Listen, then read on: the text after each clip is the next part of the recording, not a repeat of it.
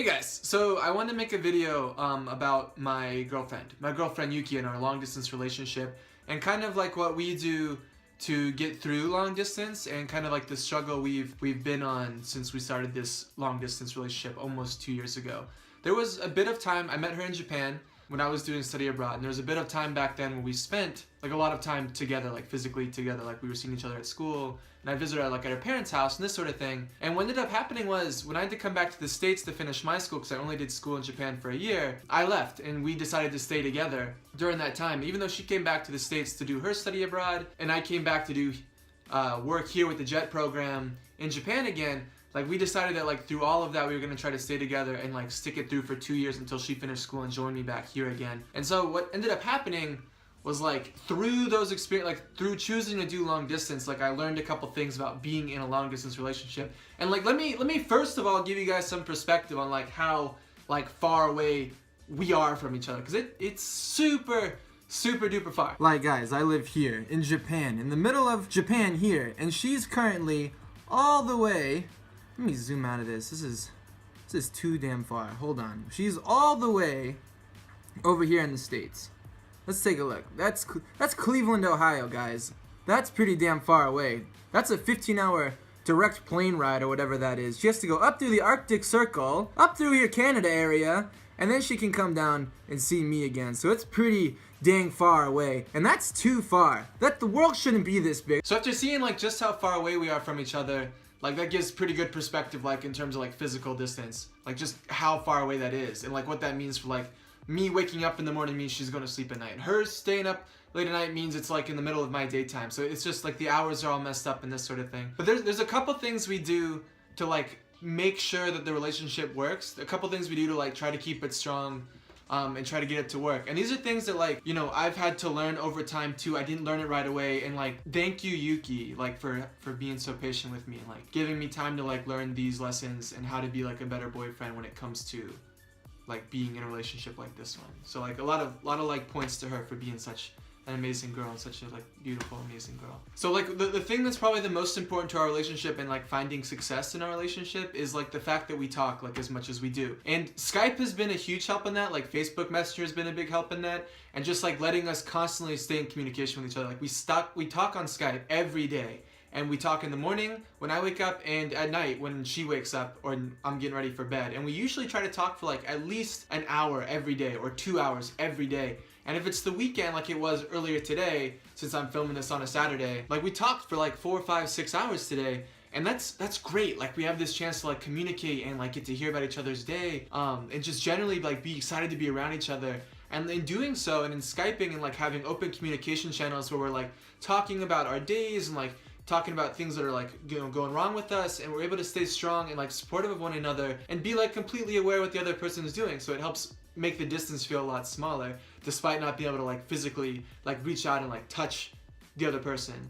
And kind of going hand in hand with that, maybe like point 2 if we're like keeping track, is like on Skype and these sort of things, like having activities to do like while we're Skyping, whether that be things like watching a TV show or watching movies or listening to music, or playing a game. Like Yuki and I like play Minecraft like every once in a while, just to like, you know, break up the monotony of like just speaking to each other, you know, if you want to call that monotony, I guess. But play like Minecraft to talk, you know, to hang out and spend time together doing something else. We also watch movies like all the time. Like we'll both load up a movie and then press play at the same time and watch it, and just like kind of get absorbed in the film and then talk about the film afterwards. Or doing it with TV shows. Like I didn't watch any of The Walking Dead, and I've been marathoning it with her even though she's watched most of it, and getting all caught up and just kind of like enjoying these like mutual experiences. And so after those two things, like some other things that I like having that help us get through this relationship are things like, I have, you know, Yuki's letters that she's given me over the years, Christmas letters, you know, birthday letters, little knickknacks and trinkets, and, you know, pictures of ourselves, and this sort of thing that kind of, you know, I can keep around my house so that when I see her, even when she's asleep, like it just makes me feel like there are more tangible things around my house that connect us rather than just the intangible words that is like Skype and talking on the phone and text messages and things. So like just having like physical things in the house that remind me of her really helped me when I'm feeling down or low. And I guess another point would be, well, this is actually a pretty big point, is having a date in mind that we look forward to see each other again. So like the next time I'll see Yuki is actually really soon, for her spring break, which is coming up in like little less than 2 weeks.